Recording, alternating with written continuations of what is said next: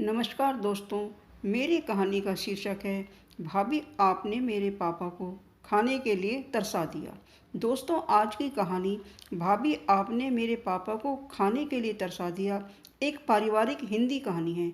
आपको ये कहानी पढ़कर एक बहुत ही अच्छी सीख मिलेगी, तो कहानी को अंत तक पूरा सुने।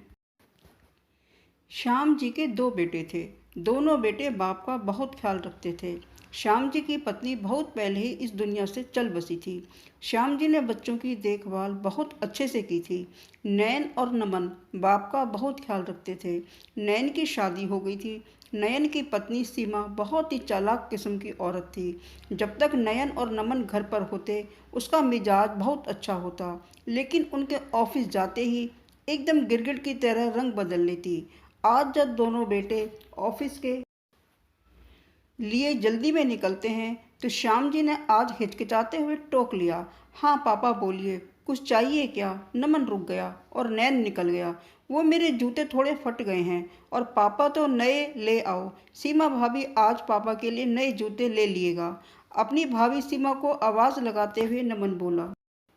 जरा देख लेना भाभी, पापा को क्या चाहिए तुम ला देना, अभी लोगों को देर हो रही है। कहकर नमन जल्दी में घर से निकल गया। नमन और नयन के घर से निकलते ही सीमा ने कड़ी नज़रों से अपने ससुर की तरफ देखा। आपको इतना भी पता नहीं कि घर से बाहर जाते हुए किसी को टोकना नहीं चाहिए? क्या हो गया है आपके जूतों को? सारा दिन तो घर में पड़े रहते हैं, फिर भी नए जूते चाहिए। दोनों बेटे बेचारे सारा दिन अपना सर खपाते रहते हैं और इधर इनकी फिजूल खर्ची ख़त्म ही नहीं होती। श्याम जी बिल्कुल छोटे बच्चे की तरह अपनी बहू की डांट खाकर भी चुप रह गए। इतना बखेड़ा होने के बाद भी श्याम जी के नए जूते तो नहीं आए और ना ही दोनों बेटों ने इस ओर ध्यान दिया, क्योंकि नयन अपनी पत्नी पर और नमन को अपनी भाभी पर अंधविश्वास था कि वो उसके पिता का बहुत ध्यान रखती है। ऐसा हो भी क्यों ना, क्योंकि जब तक दोनों भाई घर में रहते थे तो सीमा अपने ससुर के साथ बहुत अच्छा व्यवहार करती थी। देवर और पति को दिखा दिखाकर अपने ससुर के लिए चाय नाश्ता बनाती थी। इसी विश्वास में आकर ही घर की सारी बागडोर नैन ने अपनी पत्नी के हाथ सौंप रखी थी। उसके खुद के पास तो इतना समय भी नहीं था कि 10 मिनट अपने पिता के पास बैठकर उनसे बातें कर ले, क्योंकि दोनों भाई अपने नए बिजनेस को शुरू करने में बहुत बिजी थे। उनके पास सिर खुजाने का भी समय नहीं था और वो दोनों सीमा के दोहरे चेहरे से अनभिज्ञ ही थे। रात को दोनों भाइयों के घर आने से पहले ही सीमा अपने ससुर को खाना देकर उनके कमरे में भेज देती थी।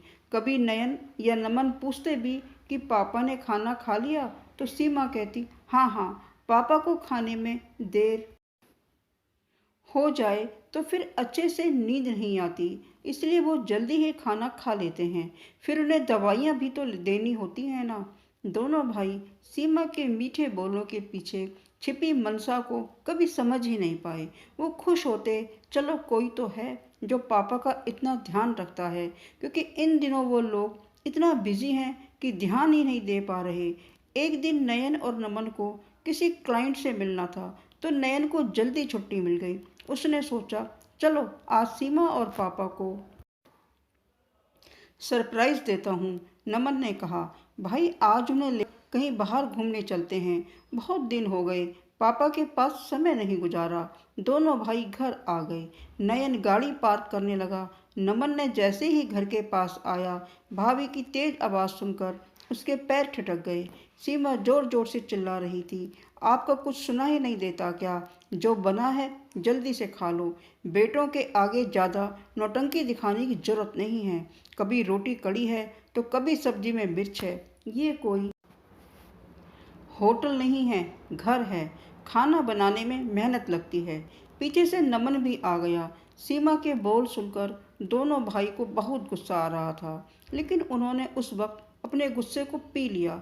खिड़की से अंदर झांक कर देखा, श्याम जी की प्लेट में 2 सूखी रोटी और एक कटोरी में सब्जी रखी थी।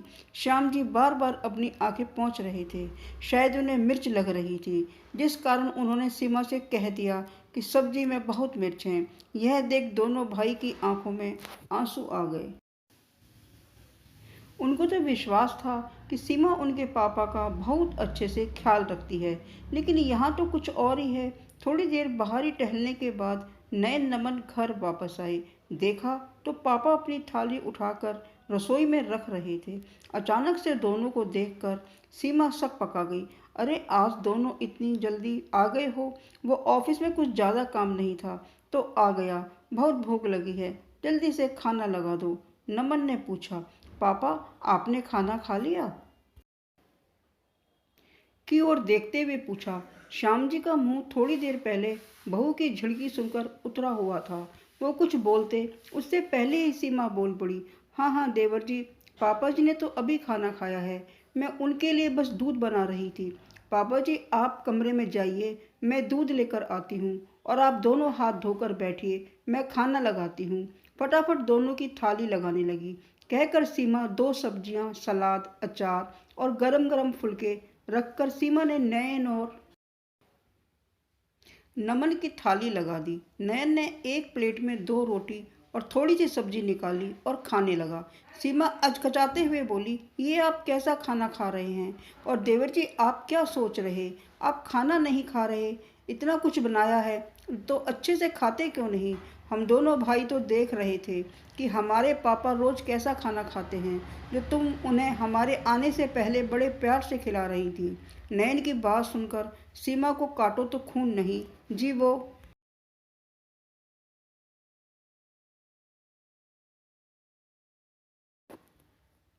सीमा हकलाने लगी।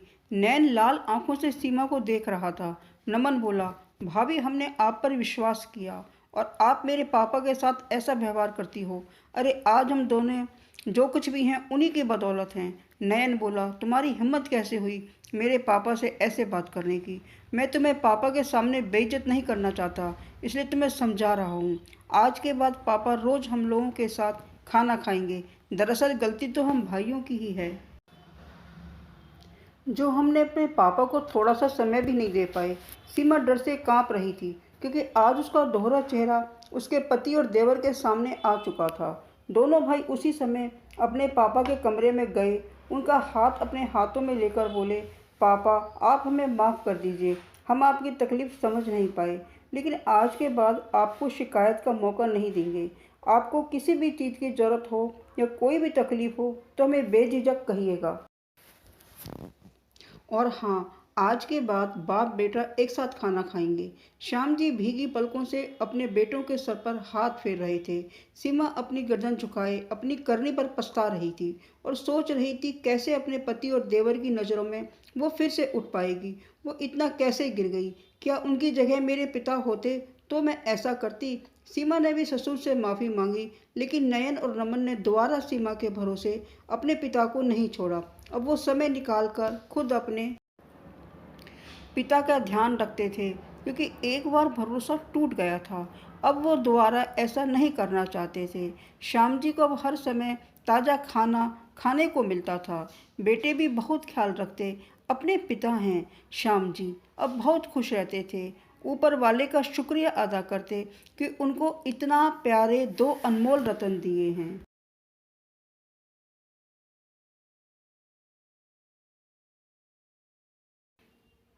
अगर आपको मेरी यह कहानी अच्छी लगी हो तो लाइक, कमेंट, शेयर और सब्सक्राइब करें और अपने सुझाव कमेंट बॉक्स में अवश्य लिखें। Thanks for watching my video. Next video में शीघ्र ही मिलते हैं।